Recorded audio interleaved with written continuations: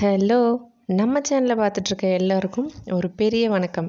இப்போ தான் நம்ம சேனலை ஃபர்ஸ்ட் டைம் பார்க்குறீங்க அப்படின்னா, இல்லை இந்த வீடியோவை இப்போ தான் புதுசாக பார்க்குறீங்க அப்படின்னா மறக்காமல் சப்ஸ்கிரைப் பண்ணிக்கோங்க. தென் பக்கத்தில் இருக்க பெல் ஐக்கானையும் சேர்த்து கிளிக் பண்ணிக்கோங்க. அப்போ தான் நான் போடக்கூடிய வீடியோஸ் வந்து உங்களுக்கு நோட்டிஃபிகேஷனில் காமிக்கும். இப்போ வாங்க வீடியோக்குள்ளே போகலாம்.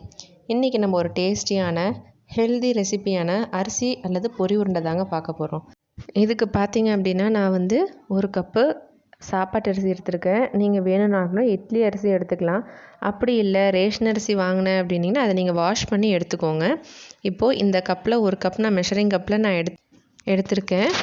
இப்போ பாருங்கள், இதை வந்து நம்ம வந்து ஒரு பெரிய வானலில், அதாவது ட்ரையாக இருக்கணும் அந்த வானல் வந்து, எண்ணெய் நெய் எதுவுமே ஆட் பண்ண தேவையில்ல. ஜஸ்ட் நீங்கள் அதை அரிசி வந்து சூடேறினா மட்டும் போதாது, அது வந்து அரிசி நல்லா பொரிஞ்சு வரணும். ஒரு மாதிரி ஆரஞ்சு ப்ரௌனிஷ் கலரில் வரணும். அந்த அளவுக்கு வந்து நீங்கள் கைவிடாமல் கொஞ்சம் இது மாதிரி வறுத்துக்கிட்டே இருங்க. இப்போ பாருங்கள், லைட்டாக உங்களுக்கு கலர் மாறி இருக்கும்னு நினைக்கிறேன், தெரிஞ்சிருக்கும் பாருங்கள்.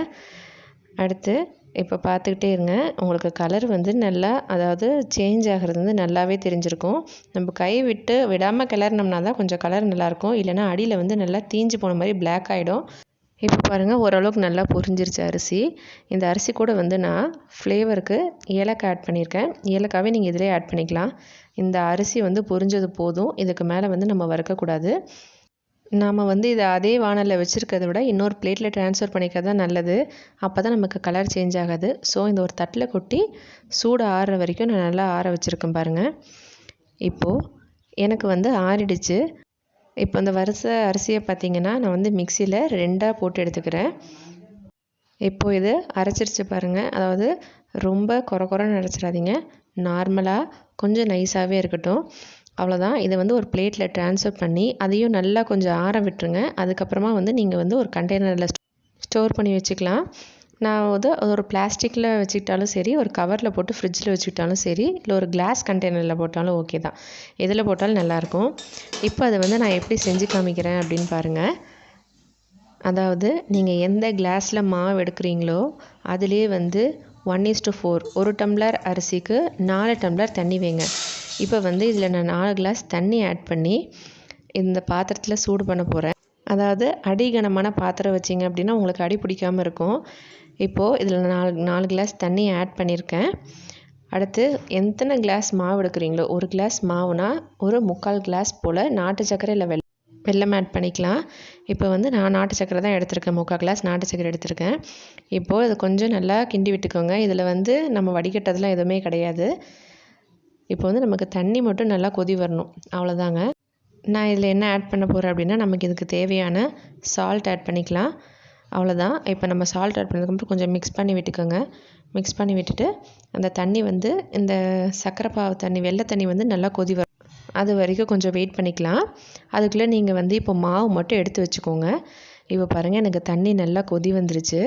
இதுக்கப்புறம் தான், தண்ணி கொதித்ததுக்கப்புறம் தான் நம்ம மாவே ஊற்றி கிண்ட போகிறோம். அதாவது பார்த்துக்கோங்க, நான் எந்த கிளாஸில் வந்து தண்ணி அளந்தனோ அதுலேயே தான் இப்போ மாவு எடுத்துக்கிட்டேன்.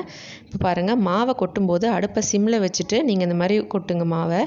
இல்லை அப்படின்னா மாவெல்லாம் உருண்டையாக பிடிச்சிக்கும். அப்படி பிடிச்சாலும் ஒன்றும் இல்லை, நீங்கள் கொஞ்சம் கிளறி விட்டுக்கிட்டே இருங்க, ஒன்றும் ஆகிடாது. இப்போது நீங்கள் அதை மாவை கொட்டினதுக்கப்புறம் தான் கொஞ்சம் நல்லா கிளறி விட்டுக்கிட்டே இருங்க. கொஞ்சம் மாதிரி கட்டி இருந்ததுன்னா அமுத்தி விட்டு கொஞ்சம் மிக்ஸ் பண்ணி இது மாதிரி வைங்க.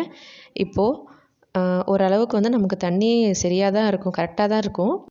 1:4 ரேஷியோங்கிறது கரெக்டு தான், நல்லா தான் இருக்கும். கொஞ்சம் தண்ணி நிறையா ஊற்றி வந்து கொதிக்க வச்சு செஞ்சால் தான் கொஞ்சம் சீக்கிரம் வேகும். அதாவது நம்ம சாப்பிட்டாலும் நல்லாயிருக்கும், வாயில் அந்த அரைப்படாமல் இருக்கும். இப்போ பாருங்கள், இதில் வந்து நான் கொஞ்சம் நெய் ஆட் பண்ணியிருக்கேன் ஃப்ளேவருக்கு தான். உங்களுக்கு வேணாலும் ஆட் பண்ணிக்கலாம், இல்லைனா இது வேண்டாம் விட்டுடலாம், ஆப்ஷனல் தாங்க இது. எனக்கு டேஸ்ட் இருக்கும், அதனால் அதை நான் ஆட் பண்ணிக்கிட்டேன்.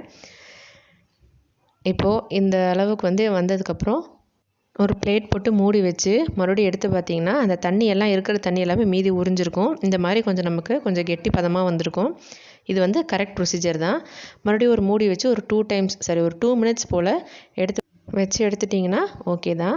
நெக்ஸ்ட்டு பார்த்திங்கன்னா அது நான் 2 எடுத்துக்கிட்டேன். ஒரு பாதி வந்து இதே பாத்திரத்தில் வச்சுருக்கேன், ரிமைனிங் பார்த்திங்கன்னா இன்னொரு பிளேட்டில் எடுத்து வச்சுக்கிட்டேன். கொஞ்சம் வந்து இதிலே தேங்காவை கொட்டி நல்லா மிக்ஸ் பண்ணிக்கோங்க.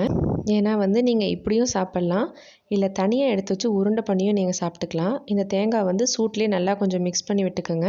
அப்போ தான் எல்லா இடத்துலையும் கொஞ்சம் மிக்ஸ் ஆகும். அடுத்து பார்த்திங்கன்னா இந்த பிளேட்டில் நான் எடுத்து வச்சுருக்க உருண்டை, இன்னொரு பிளேட்டில் தேங்காய் திருகி வந்து கொஞ்சம் மிக்சியில் நல்லா நைஸாக ஓட்டி எடுத்துக்கிட்டேன். இப்போ வந்து அந்த உருண்டை பிடிச்ச பாலை வந்து நம்ம அந்த தேங்காயில் போட்டு மிக்ஸ் பண்ணி எடுத்துக்கணும். அவ்வளோதான். இப்போ பாருங்கள், உருண்டை பிடிச்சிக்கிட்டிங்கன்னா நம்மளோட அரிசி பொரி உருண்டை ரெடி ஆகிடுச்சு பாருங்கள். அதே மாதிரி தான் இப்போ ஒரு உருண்டையை நான் வச்சுருக்கேன். இதே மாதிரி மற்ற உருண்டையும் நம்ம செஞ்சு வச்சிடலாம். அவ்வளோதாங்க. இப்போ பாருங்கள், இதே மாதிரி மற்ற உருண்டையும் நம்ம பிடிச்சாச்சு. இதை நம்ம ஸ்நாக்ஸாகவும் எடுத்துக்கலாம், இல்லை மார்னிங் பிரேக்ஃபாஸ்ட்டாகவும் எடுத்துக்கலாம்.